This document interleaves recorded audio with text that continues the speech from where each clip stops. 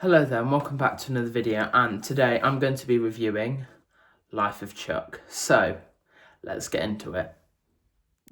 So first I got the sort of limited edition 4K version from HMV. I believe they're still available, but they're only limited to 1,000 copies. So if you haven't got this, I highly recommend it. Yeah, what can I say about this film? It is such a amazing film. Probably the best film I've ever watched. So if you haven't seen this film, I highly recommend watching it. If you don't want to buy the DVD or Blu-ray or whatever, in the UK it's coming to Netflix on the 5th of January. It might have already happened by the time you watch this, but yeah, it's on Netflix UK on the 5th of January. So if you haven't seen it, go and see it before watching this video. So, this film's told in sort of reverse order. So the third act is told first, and then the second, and the first. And it opens the film with sort of like an end of the world type scenario. And I know I found this very confusing when I watched it, but stay with it because the end of it's such like a great metaphor for that bit, and I think it's one of, when you see the whole film and you watch it back like a couple more times, you notice things a lot more that you didn't do that first time. And that whole sort of end of the world scenario is a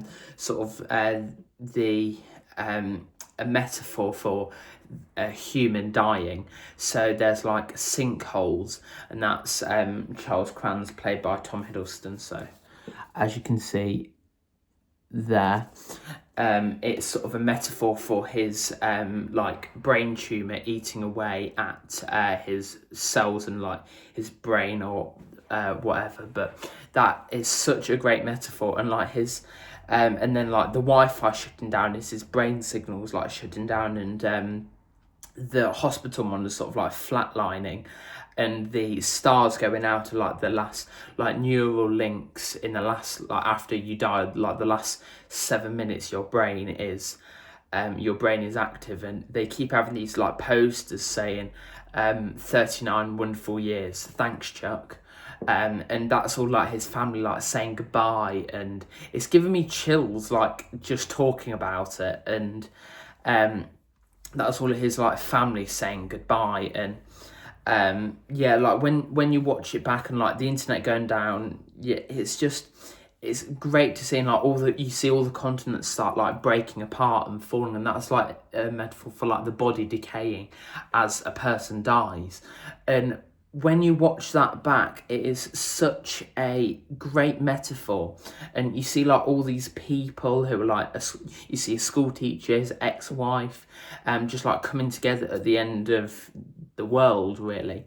And even though it's not really the end of the world, it's just the end of somebody's mind. It's a very realistic portrayal of the end of the world. I feel like a lot of people would sort of come together, even if they don't like each other, they just come together for a bit of support, to be with somebody who they once knew, whether it be an ex-boyfriend, girlfriend, an ex-wife, even their mortal enemy. They might just to be around someone and not be alone at like the end of the world. And I feel like that's a very realistic portrayal, I feel like. And then into Act 2, it sort of like rewinds about 18 months just before, and you get to see how Charles Kranz lived, how who this man was. And because you see all the billboards, and then suddenly Karen Gillan, I can't remember the character's name, and her ex-husband, they're just sitting in the garden, and then they just like stars start going out, and then he just goes, "I love you," and then it cuts to black. And then it just says Act 2, and you're like, well, yeah, what just happened in Act 1? And then it just fast forwards back like 18 months, and you're like, well, yeah, but what just happened there? What was that first half an hour about? And you're left confused. But then they're sort of like their own three separate stories, but they link together. Like they're three separate stories, but part of the same story. if that makes sense. Kind of like how the Star Wars films, like the original and prequel trilogies and the sequel trilogies, they all like sort of line up to create one big story. Or like Lord of the Rings, that's another great example. But you get to see how Charles Kranz lived, like what makes him who he is, like his likes, his dislikes, like what makes him tick and his zest for life. And there's this amazing sort of like dance sequence with Tom Hiddleston, and I watched in the behind the scenes. I'm just fascinated with like behind the scenes stuff and special features, and seeing like how he was working on that for months, and like the way it looks. If you go on like YouTube and Google it, it is one of the best dance sequences I've seen in a film. It's so complicated, so like fluid, and like then he brings like this other girl in who's just broken up with her boyfriend, and like they dance together, and it's just beautiful to watch. Like I don't know much about dancing, but that honestly took my breath away. Like it wasn't like flips and stuff, but how fast his legs were moving, and like to the beat of just this one like girl drumming. It honestly, it was such a great thing to watch. I did see this at the cinema, and it was such a shame because there was only me and my mum in the cinema.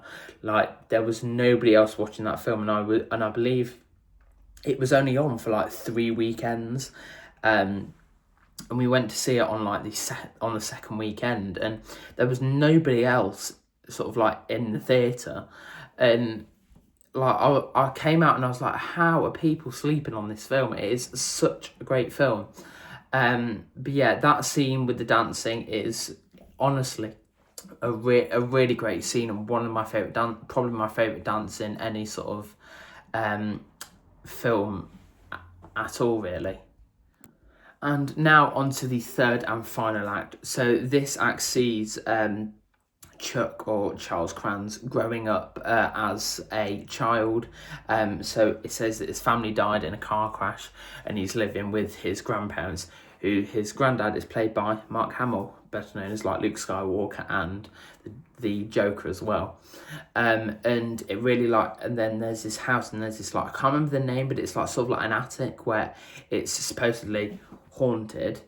And like there's the whole of the third act where it shows like how we got into dancing, and like how he also got into accounting, which is what his job is in Act 2. And yeah, you get to see his, like, his school life, and there's a bit where he does this dance with this girl, and he's so delighted by his performance that he just runs outside and his cheeks are burning. Like he's full of adrenaline, and like he just like looks up at the moon and like runs around, and like as he walks home, he's like, he gets this feeling of sort of like immense joy, and like yeah, I can certainly relate to that. Like that walk home after a performance is honestly one, like you just feel like you're on cloud 9, like the adrenaline's pumping, like you feel like so excited. There's no other feeling like it on earth, and I think that scene is so good. I don't know how old the actor was, maybe about 10-ish maybe, but yeah, he captured the feeling so good. And I feel like with child actors, like it can be very like hit or miss. Either they can be really good or quite bad in certain films, but obviously you can't judge them too harshly because they're children. But yeah, I thought the way he captured that, it was just absolutely amazing. Like seeing like how he connects with like his teachers, and then you see sort of other faces like that you saw in the End of the World situation, but in the Act 3 none of them knew who Chuck was, even though they saw the massive billboards everywhere and the adverts on TV and the radio and stuff like that. They had no idea. And then you start to think, how do these people not know who he is? If they were his teacher, they were his family doctor, they were his grandparents' lawyers after they died.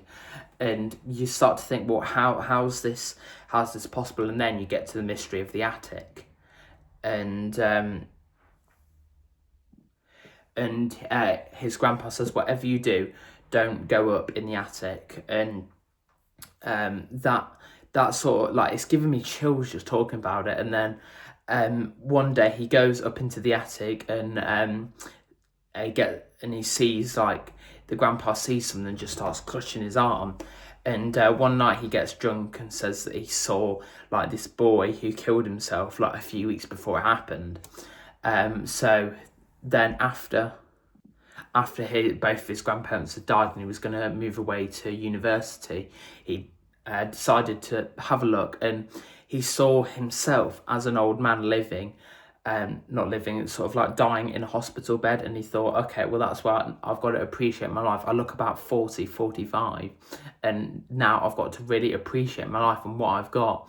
And it's such a great message, like, and the line for the film is, we contain multitudes. Like, all our memories, all our stuff are like living people in our minds, like the people who we met 10 years ago, like yesterday, are like living in our minds. And I think, and like, it just fleshes out a world inside your mind. And that's what the whole third act is, like the fleshed out world at the end of his life, just like shutting down and saying goodbye. And I thought, like, I walked out the cinema, I thought, oh my God, that, I was honestly speechless. I was on the verge of tears. I was like, that is so genius. That is a brilliant concept.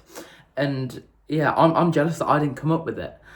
Even though I'm not a writer, kind of an actor, but yeah, I thought, what a great concept. I just thought Stephen King was like doing like horror, like It. I think he created The Shining. I'm not too sure, but yeah, I thought that was, what a brilliant film, where it really like ties everything together, like makes everything sort of like connect. There are no loose ends. And yeah, oh, what a great film. Honestly, if you haven't seen it, please go and watch it. It is such a marvelous film.